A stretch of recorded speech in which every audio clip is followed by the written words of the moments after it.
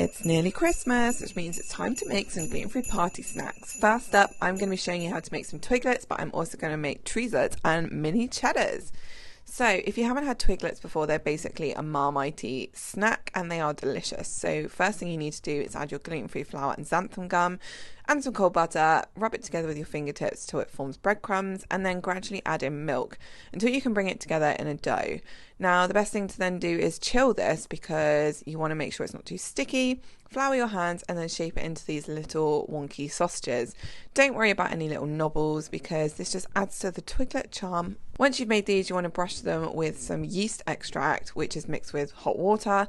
Now there's a list in the recipe post, which is linked in the caption, to all the gluten-free yeast extracts because Marmite itself is not gluten-free.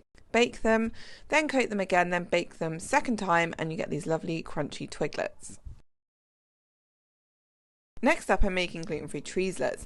Now these are a bit like Mini Cheddars, which I'll also show you how to make. In fact, it is virtually the same recipe for both of these. So again, start by rubbing the gluten-free flour, salt and butter together, and then we're going to add in some oil and water. Bring it together into a dough, which we're also going to chill because this is how you stop gluten-free dough being so sticky. And then I'm going to roll it out and I'm going to cut out some cute little tree shapes. I will pop a link to the cutters in the description as well.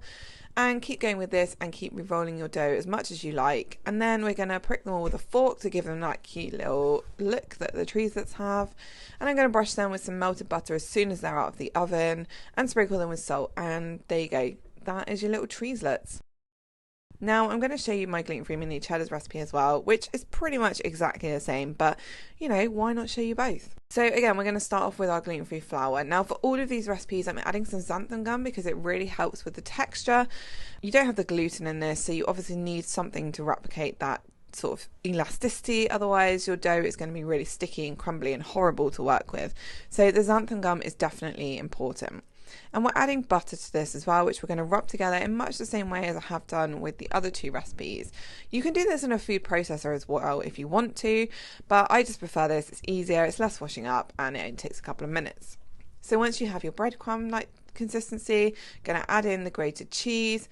Now you can go for finely grated cheese like I did in the Treeslets, or a bit chunkier like this. It doesn't really matter because it's all going to melt down when you bake it. And then I'm going to gradually add some oil and some water.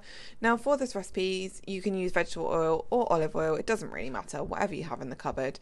And then I'm going to add my water gradually and I'm going to mix it all together so that it forms a nice dough, which again, I'm going to chill just like I have done with the other recipes to make sure that it's nice and easy to roll out and handle. And then I'm going to roll it out on a floured work surface and I'm going to use a really small round cutter to just cut out my mini cheddar shapes. If you don't have a cutter, a shot glass actually works really well. It's about the right size. So yeah, I would recommend using your shot glass for that. And again, once you have cut out all of your shapes, we're going to put them on a baking tray. Don't worry about leaving too much space. They don't actually spread a lot in the oven, but do leave a little bit of space so they don't merge into one. Going to pop these in the oven, and when they're nice and golden brown, brush them with melted butter and sprinkle them with salt. Now if you want to, you can also use this recipe to create like a Ritz cracker by taking out the cheese. You can add some smoky paprika to make a paprika flavour. These are really, really versatile. But I really hope you've enjoyed just seeing how easy it is to recreate your favourite snacks and know that you don't have to miss out this Christmas. So let me know if you give any of these a go, like and subscribe to my channel, and I'll see you guys again for another recipe very soon.